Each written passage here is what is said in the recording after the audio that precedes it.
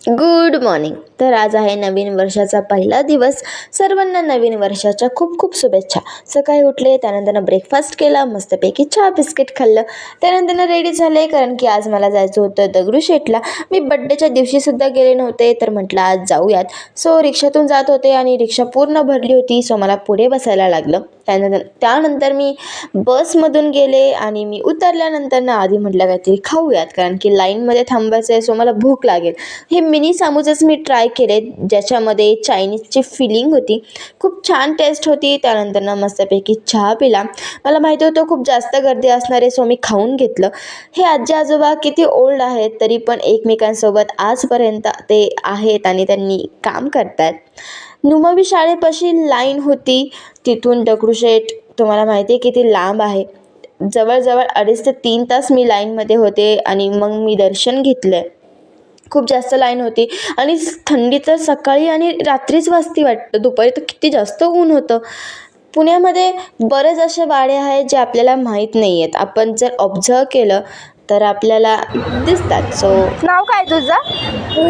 Rohit. Nice name. So असे काही काही लोक मला भेटले. त्यानंतर सावलीत आले मी जराशी, सो मला जरा चांगलं वाटलं. नेहमी कावरे कोल्ड्रिंकपर्यंत लाईन असती, आज खूप जास्त लांब होती कारण की न्यू इयर होतं. सो मी इयरिंग्स वगैरे बघत होते, पण मी काहीच घेतलं नाही कारण की ऑलरेडी मला बड्डेला खूप जास्त गिफ्ट्स मिळालेत.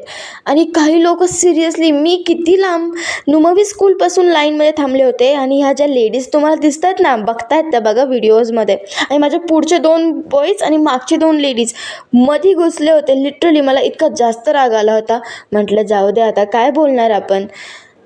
त्यानंतर मी मंदिरामध्ये पोहोचले आणि हे कुत्तू एकदम छान निवांत शांत झोपले होते, सुखी जीवना. त्यानंतर दर्शन झालं, बाहेर आले. म्हटलं भूक लागली आहे, सो सुप्रीम सँडविच कॉर्नरमध्ये सँडविच खाल्लं. मी रील्स खूप बघितल्या होत्या, मी कधी ट्राय केलं नव्हतं, पण मला जेन्युइनली खूप जास्त आवडलं. घरी आले, त्यानंतर मी फ्रेश झाले, रांगोळी काढली हॅपी न्यू इयरची. ॲक्च्युली सकाळीच काढायची होती, पण मला सकाळी वेळच मिळाला नव्हता.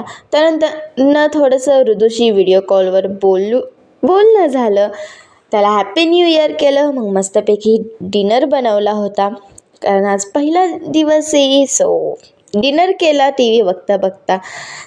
सो असं होतं माझा आजचा दिवस. भेटूयात उद्याच्या ब्लॉगमध्ये. शुभरात्री.